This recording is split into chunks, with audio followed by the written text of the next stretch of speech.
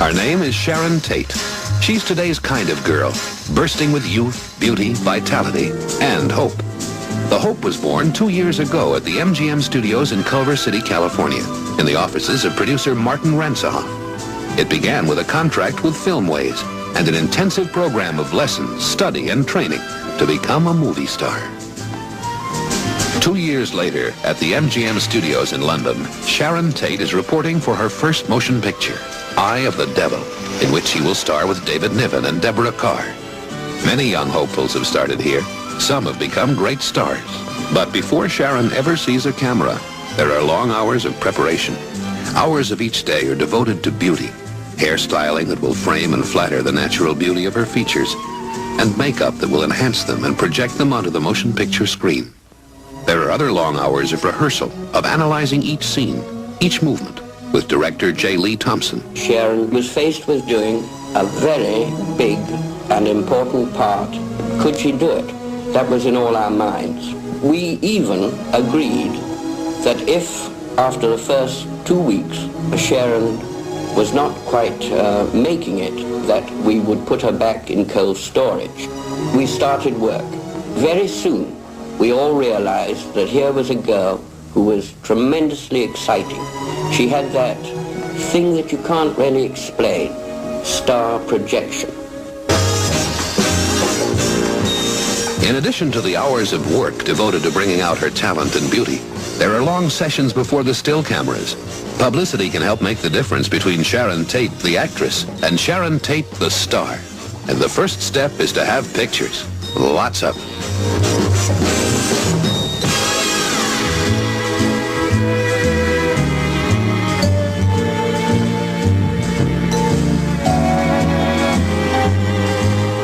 Co-producer John Calley knows the value of publicity and gives close attention to it. And even before the shooting starts on Eye of the Devil, Sharon learns that being a movie star also means being written about, talked about, interviewed.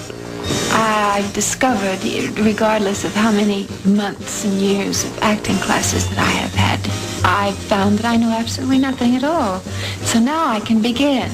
All rising stylists say, I wish they would not think of me as a beautiful woman. I'd like to play Shakespeare. Now, that rings quite hollow. Well, I don't fool myself. I can't see myself doing Shakespeare or anything like that. I would love like comedy, but it takes so long. You know, comedy is one of the most difficult types of acting to do.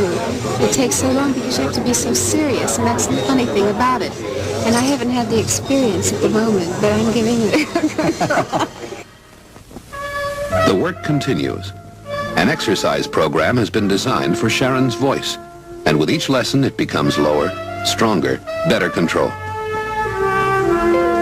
And at night, Sharon studies her script, learning her lines and searching for clues to character and motivation. But there are nights off, too.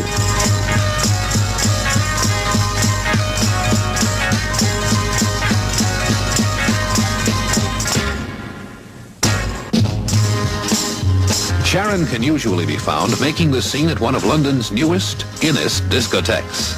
Sharon's date and dancing partner is David Hemming, the British star who portrays her brother in Eye of the Devil.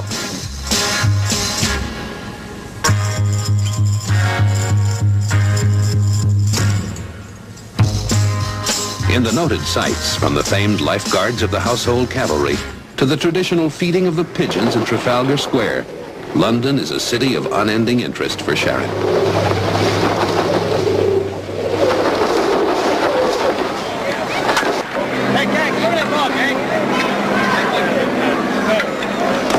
Wherever there are Americans, there is baseball. But London's Hyde Park is better known for its famous Speaker's Corner, where soapbox orators can always be heard airing their views on every subject imaginable. Big Ben, London Bridge. England is a kaleidoscope of historic sites, like the Tower of London, which now houses England's crown jewels. From historic England to historic France, and the location site for the filming of Eye of the Devil. A medieval castle is the setting for this modern drama of suspense, and for Sharon Tate's first appearance before the motion picture cameras. We were on location in the south of France, in a place called Breve.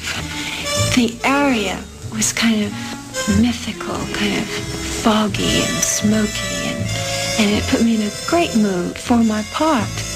And Lee, you know, he's a very mysterious type man, very curious eyes. But he knew exactly what he wanted out of this character and knew exactly how to get it out of me.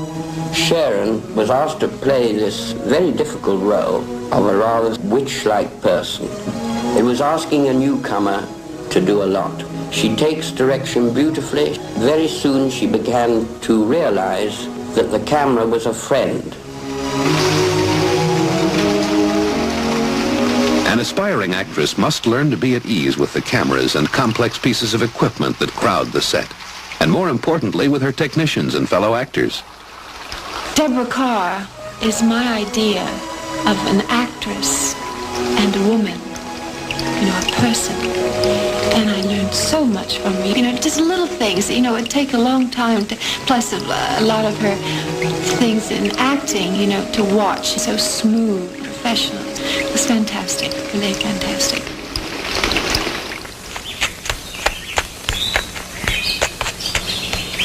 The motion picture day starts early. A car is waiting to take Sharon to the day's location, this time a vineyard near the castle. A few pauses in the day's shooting schedule allow time for a quick cup of coffee or a brief session with the ever-present still photographers. It's hard work, but for 22-year-old Sharon Tate, it's fun.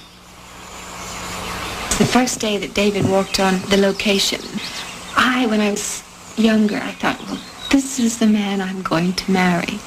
So when he came up, I told him, I said, well, you know, I had plans for marrying you for many years. Oh, gee, he's so suave and so elegant and so handsome and witty. And the funny thing about it is I did my first film with him. Sharon is a great discovery. First of all, she's a fabulous looking bird, and she's got all the fun and spark and go. She's a marvelous girl. She's up on cloud nine, Sharon is, and I think she's a very, very good actress. And I think obviously she's going to make a big hit in this picture. But don't you think that kind of ultimatum should come from Philippe? Well, has Philippe said nothing to you? Did he say he would? Did he lie to you? Oh, but you must be used to that by now. Men always lie. Personally, I have no use for them. Catherine, what's the matter? Is the sun bothering you? Are you all right? Would you like to go in? You're getting very tired. Would you like to go in? Your eyes are heavy. You must go to sleep, Catherine. Careful, Catherine.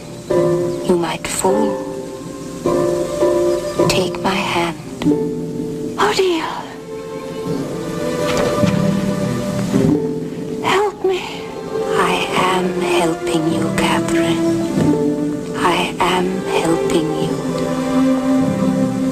Just a few more steps, then you'll be safe. And you can hold my hand. Take it, Catherine. Take it.